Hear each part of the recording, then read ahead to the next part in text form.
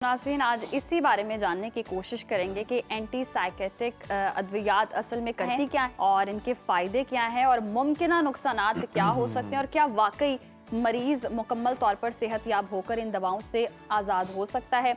साथ ही साथ ये भी समझने की कोशिश करेंगे कि ऐसे मरीज़ों के साथ घर वालों और दोस्तों का रवैया कैसा होना चाहिए ताकि वो जल्द से जल्द सेहतयाब हो सके। तो इसी पर बात करने के लिए हमारे साथ आज प्रोग्राम में मौजूद हैं मारूफ साइकाइट्रिस्ट डॉक्टर उसामा बिन जुबैर साहब। बहुत शुक्रिया आपके वक्त का। वेलकम टू सुनो पाकिस्तान। सबसे पहले तो ये कहिएगा, ये जो एंटी साइकेट्रिक अद्वियात हैं असल में होती क्या हैं और ये कौन कौन सी बीमारियों में इस्तेमाल की जा सकती है? तो मच अच्छा, एक तो आज हमने एंटी साइकोटिक दवाइयों के बारे में बात करनी है। नफ्सियात में अमूमन 3 तरह की दवाइयाँ होती हैं। एक एंटी डिप्रेसेंट जो डिप्रेशन में देते हैं, एक एंजियोलिटिक जो एंजाइटी में देते हैं, एक मूड स्टेबलाइज़र जो मूड दरमियान में रखने के लिए देते हैं, और फिर ये एंटी साइकोटिक अद्वियात जिन पे हमने आज बात करनी है ये तब देते हैं जब पेशेंट का हकीकत से राब्ता कट जाता है। हमने स्किज़ोफ्रेनिया के बारे में डिटेल से बात की थी। कानों में आवाज़ें आती हैं, लोगों पर शक होता है, उससे दिमाग के कुछ केमिकल बढ़ जाते हैं। उन केमिकल्स को बैलेंस करने के लिए ये एंटी साइकोटिक नामी अद्वियात दी जाती हैं। जिस तरह इन्फेक्शन में एंटीबायोटिक दी जाती है, इसी तरह साइकोसिस में एंटी साइकोटिक दी जाती है। सही। उसामा साहब, माशरे में एंटी साइकोटिक अद्वियात के बारे में तरह तरह की बातें गर्दिश करती हैं। थोड़ा सा डिफरेंस तो आपने अभी बताया, तो क्या एंटी साइकोटिक दवाएं वाकई नशावर होती हैं या फिर ये एक गलत फहमी है? नहीं, ये बिल्कुल भी नशावर नहीं होती हैं। इसमें से कई दवाइयाँ ऐसी भी होती हैं जो हम सुबह के वक्त देते हैं, रात को नहीं देते, वो और जगाती हैं। कुछ दवाइयों में हल्की सी नींद होती है, वो रात को देते हैं। इनका मकसद हरगिज़ मरीज़ को नशा कराना नहीं होता, मरीज़ को सुलाना नहीं होता। इनका मकसद दिमाग में जो केमिकल तेज़ हुए हैं, जिसकी वजह से मरीज़ को कानों में आवाज़ें आ रही हैं, लोगों पे शक हो रहा है, उसका हकीकत से राब्ता कटा हुआ है, उन केमिकल्स को बैलेंस करना होता है, उन केमिकल्स को ब्लॉक करना होता है। सो ये हरगिज़ नशे की दवाइयाँ नहीं। सही। अच्छा, तो इन दवाओं को शुरू करने के बाद क्या इन्हें सारी ज़िंदगी खाना पड़ता है या फिर एक अरसे के बाद जब आप ठीक होना लग जाएं तो फिर आप छोड़ सकते हैं? अच्छा, ये बड़ा अहम सवाल है, इसका मैं ज़रा तफसील से जवाब दूंगा। जी जी। जिस तरह कुछ लोगों को ऐनक लग जाती है, उस पर वो सवाल नहीं उठाते कि सारी उम्र ऐनक लगानी है। कुछ लोगों को शुगर हो जाती है, वो सवाल नहीं उठाते कि सारी उम्र दवाई खानी है। तो ये याद रखें कि आपका दिमाग, आपकी आँख और आपके पैनक्रियाज से ज़्यादा इंपॉर्टेंट ऑर्गन है। तो जब आप बाकी ऑर्गन्स की हेल्प के लिए सारी उम्र दवाई खाने को तैयार हैं, तो इस पे इतना सवाल क्यों उठाते हैं? लेकिन जब आप सवाल उठाते हैं तो फिर इसके 3 जवाब हैं। नंबर 1, कुछ लोगों में ये बीमारियां ऐसी होती हैं जिस तरह गला खराब जो काम होता है, हफ्ते 2 हफ्ते में पेशेंट बेहतर हो जाता है। कुछ लोगों में ये बीमारी टीबी की तरह की होती है, 9 महीने की दवाई होती है। कुछ मरीजों में ये बीमारी शुगर की तरह की होती है, सारी जिंदगी की दवाई होती है। कुछ चीज़ों में अल्लाह ना करे ये कैंसर की तरह होती है, जो दवाई से भी बेहतर नहीं होती। तो ये आपने अपने डॉक्टर के साथ मिलके मेहनत करनी है और चीज़ को समझना है कि ये दवाइयाँ कब तक चलेंगी, और आपका फोकस ठीक होने पे होना चाहिए, बेहतर होने पे होना चाहिए, ज़िंदगी आगे चलाने पे होना चाहिए, दवाइयों के साइड इफ़ेक्ट को कम करने पे होना चाहिए, दवाइयाँ बंद करने पे नहीं होना चाहिए, वो लास्ट प्रायोरिटी होनी चाहिए। अच्छा उसामा साहब, ये भी एक बड़ा कॉमन क्वेश्चन है, क्या ये जो अद्वियात इस्तेमाल करवाई जाती हैं, एंटी डिप्रेसेंट हो गई, एंटी साइकोटिक हो गई, क्या ये आपकी पर्सनैलिटी में भी कोई चेंजेस लेकर आती हैं? कोई इस तरह के भी इसके असरात देखे गए?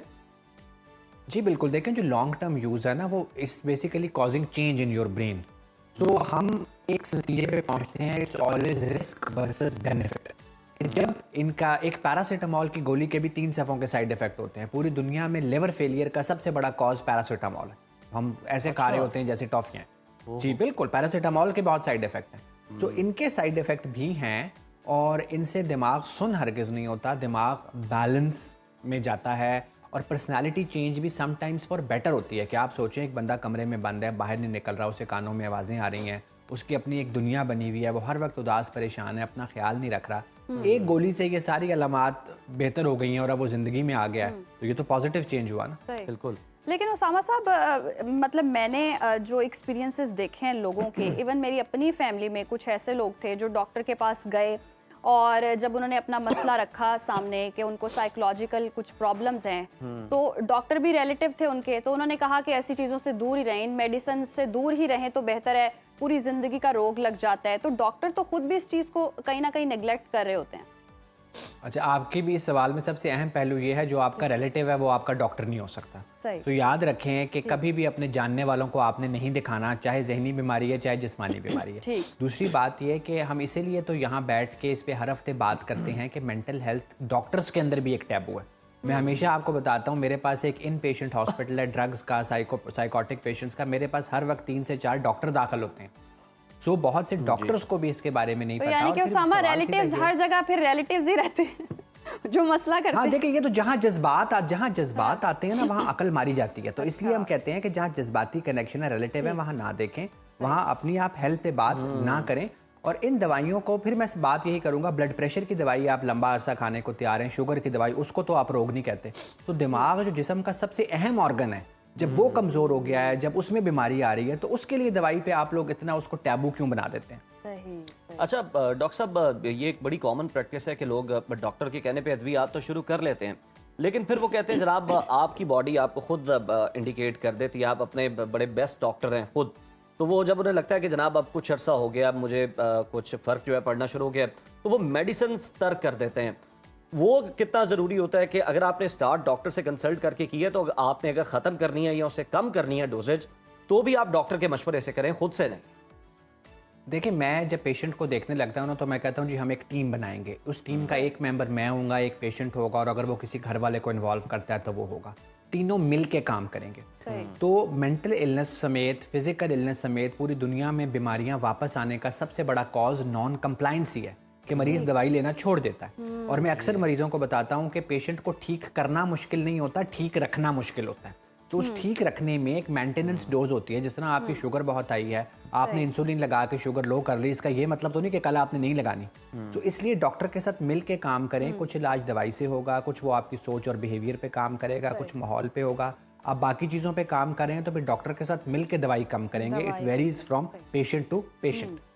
अच्छा उसामा, ये भी लोगों में खौफ होता है कि पता नहीं ये मेडिसिन हम खाएंगे तो हमें हमारे दिमाग को सुला देगी, तो इट्स अ मिथ, और कि बस ये कोई रियलिटी भी है? देखिए, कुछ सुलाने वाली दवाइयाँ भी होती हैं जो मैं अक्सर, हमने उन पे पहले भी बात की थी, जो बेंजोडाइजेपीन्स होती हैं, ये एल्पैल, एक्सोटनल है, ज़ेनेक्स है, ये सारा पाकिस्तान ले रहा है। अच्छा, ये दवाइयाँ बगैर प्रिस्क्रिप्शन के पाकिस्तान की हर चौथी खातून ले रही है ओवर द काउंटर, जो वाकई नशा करती हैं। इस पे लोगों को प्रॉब्लम नहीं होता। जब आप इलाज की दवाई देने लगते हैं, मैंने पहले भी बताया, हमारी बहुत सारी दवाइयाँ सुबह के वक्त दी जाती हैं जो सुलाती नहीं हैं, वहाँ आपको प्रॉब्लम्स होते हैं। तो ये दिमाग के केमिकल्स को बैलेंस करती हैं, आपकी नफसियाती बीमारी को बेहतर करती हैं, आपकी ज़िंदगी को आगे चलाती हैं, वैसे ही जैसे शुगर की दवाई है, ब्लड प्रेशर की दवाई है, जोड़ों के दर्द की दवाई है। अच्छा उसामा, ये भी ज़रा बताइएगा कि कुछ लोग तो हैं उन्हें नींद का मसला होता है, नींद नहीं आती तो वो दवाइयाँ खाते हैं, लेकिन कुछ लोग जो हैं जिन्हें कोई बहुत सारे टास्क परफॉर्म करने होते हैं, या कोई उन्होंने एग्ज़ाम की प्रिपरेशन करनी है जाकर, तो वो कोई इस तरह की भी गोलियाँ खाते हैं कि जो उन्हें जगा के रखें, जो उन्हें एक्टिव रखें।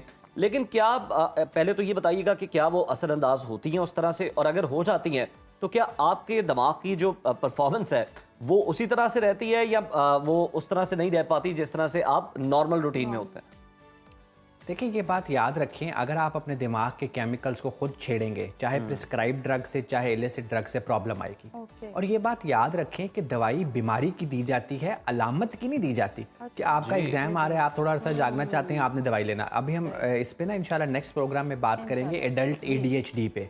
आजकल हर टीनेजर को लगता है कि उसका फोकस हिला हुआ है, उसको एडल्ट ADHD है, तो उसको दिमाग को स्टिमुलेट करने की दवाई दी जाए। तो ऐसा हरगिज़ नहीं होता। जिस तरह आप 2 गुलाब जामुन खाएं, आपके जिस्म में शुगर 600 हो जाती है, उसके लिए दवाई की ज़रूरत नहीं होती, जिस्म खुद बैलेंस कर लेता है। दवाई शुगर की तब जाती है जब शुगर की बीमारी डायग्नोज होती है। तो इसी तरह अगर आपका नींद ना आना या नींद का ज़्यादा आना, ये एक बीमारी का स्पेक्ट्रम है, और आपने और डॉक्टर ने मिलकर एक डायग्नोसिस बना लिया है, तो फिर उसकी दवाई जाएगी। बिला वजह एग्जाम्स में जब आप स्टिमुलेंट्स खाएंगे, दिमाग को तेज़ करने वाली दवाइयाँ या स्ट्रीट ड्रग्स यूज़ करेंगे, तो फिर उसका टोल टैक्स बहुत हैवी भी हो सकता है। सही। उसामा साहब, आपने ये तो बताया कि हम एज अ टीम काम करते हैं। ख़ानदान को इस तरह के मरीज़ों के साथ कैसा रवैया रखना चाहिए, कैसे ताउन करना चाहिए? और जिस तरह से आपने भी कहा कि कहीं ना कहीं लोग खौफ भी खाते हैं दवाइयाँ ना खाने से या खाने से, तो उस तरह से उस तरफ ख़ानदान का कितना रोल हो सकता है कि इस तरफ माइल किया जाए उन्हें? देखें, ये भी एक बहुत बड़ा पब्लिक सर्विस मैसेज है कि हमारे पेशेंट्स के जो फैमिली मेम्बर्स होते हैं ना, उनमें बीमारी का जीन भी होता है, और पेशेंट के साथ रह रहे कि वो बहुत इमोशनल भी हुए होते हैं। मेरा जो हॉस्पिटल का असिस्टेंट है ना, वो अक्सर मुझे कहता है कि डॉक्टर साहब आप तो मरीज़ लेके 20-25 मिनट के लिए अपने रूम में होते हैं, बाहर जो घर वाले हमारी चटनी बना रहे होते हैं। क्योंकि घर वाले इतने जज्बाती होते हैं, वो चाहते हैं मरीज़ फ़ौरन ठीक हो जाए, वो मरीज़ के साथ थक रहे होते हैं। तो जहाँ मैंने पहले भी कहा जज्बात आते हैं, वहाँ अकल नहीं आती। वो भी आपको यही कहेंगे कि जी दवाई छोड़ दो। तो दवाई छोड़ के बीमारी जब वापस आएगी तो प्रॉब्लम बहुत। अब हमारे पास कई ऐसी दवाइयाँ आ गई हैं, यूके में 3-3 महीने वाले टीके भी आ गए हैं, पाकिस्तान में सिर्फ 2 हफ्ते वाला आता है। मैंने पहले भी आपके प्रोग्राम से कहा था, अगर अरबाब इख्तियार सुने तो साइकाइट्री में ये जो महीने, 2 महीने, 3 महीने वाले टीके पूरी दुनिया में आ गए हैं, इनको हमारे मुल्क में लॉन्च करें ताकि लोग दवाई छोड़े ना, और ख़ास तौर पे घर वालों के कहने पे आके। तो मैं अक्सर बताता हूँ कि आप चैट जीपीटी कर लें, आप गूगल कर लें, वो करके मुझसे डिस्कस कर लें, लेकिन किसी नॉन प्रोफेशनल के कहने पे आके दवाई ना छोड़ें। तो घर वालों को चाहिए पेशेंट को सपोर्ट करें, कंप्लाइंस को इंश्योर करें। एक बंदा बेशक जिम्मेदारी ले ले कि वो शाम को पेशेंट दवाई खा रहा है या नहीं। फिर दवाइयों के साइड इफेक्ट, जिस तरह मैं बताता हूँ कुछ दवाइयों से वजन बढ़ता है, मैं घर वालों को कहता हूँ आप इंश्योर करें कि असर से मगरिब के दरमियान पूरा 1 घंटा वॉक करें।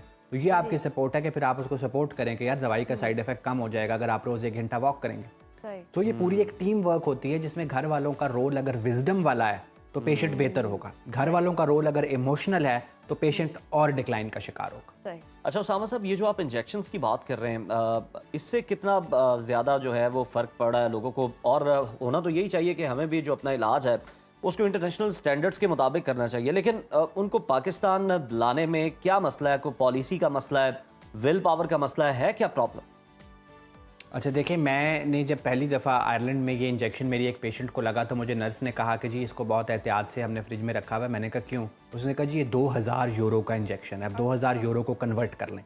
तो मैंने कहा जी आप इतना महंगा टीका क्यों लगाते हैं? तो फिर मुझे पता लगा कि वो जो तरक्की याफ्ता कौमें हैं ना, वो चीज़ों को एनालाइज करती हैं। अच्छा, पाकिस्तान में मेंटल हेल्थ के हवाले से बहुत सारी चीज़ें वैसे ही होती हैं जैसी वेस्ट में, बल्कि उससे बेहतर होती हैं। यहाँ वेटिंग लिस्ट कम है, जल्दी आप डॉक्टर को आ जाते हैं, सारी चीज़ें यहाँ अवेलेबल हैं। सिर्फ मेंटल हेल्थ में ये एक डिस्टिग्मेटाइज करना है जो मैं और आप मिलकर कर रहे हैं, हर हफ्ते करते हैं, और एक ये टीके हैं जो लाना हमारे बस में नहीं है। उसमें रेगुलेटरी बॉडीज़ हैं, फार्मास्यूटिकल इंडस्ट्री है, वो बहुत बड़े बड़े स्टेक्स हैं, लेकिन हमारे पेशेंट बहुत ज़्यादा सफ़र कर रहे हैं उन टीकों के ना होने की वजह से। या फिर ये कह लें कि मेंटल हेल्थ को उस तरह से मेंटली सीरियस नहीं लिया जाता। जी बिल्कुल, देखिए चीज़ें नज़र नहीं आ रही ना। शुगर आप मेरे पास टेस्ट करा के ले आएंगी कि डॉक्टर साहब इतनी शुगर है, आपको भी समझ आ जाएगी, मुझे भी समझ आ जाएगी। और मैं अक्सर प्लेटफॉर्म्स पे कहता हूँ कि 100 साल बाद भी हम अपने गुर्दों, फेफड़ों और आंखों के बारे में तो फिर भी रिलैक्स होकर बात कर सकेंगे, अपने रवैयों के बारे में शायद 100 साल बाद भी ना कर सकें, क्योंकि हम अपने रवैयों के बारे में बात करना हमेशा स्टिग्मेटाइज्ड ही रहता है। लेकिन जितना इसको स्टिग्मेटाइज रखेंगे, पेशेंट सफ़र करेगा, सोसाइटी पे बोझ पड़ेगा ना कि 2 बंदे जो काम कर सकते हैं, पैसे कमा सकते हैं, जब उनकी बीमारी की वजह से डिसेबिलिटी आएगी तो वो घर पे भी बोझ हैं, सोसाइटी पे भी बोझ हैं, और अपनी भी ज़िंदगी फिर वो निपटा रहे होते हैं, जी नहीं रहे होते। So this is very important. बहुत शुक्रिया उसामा आपके वक्त का।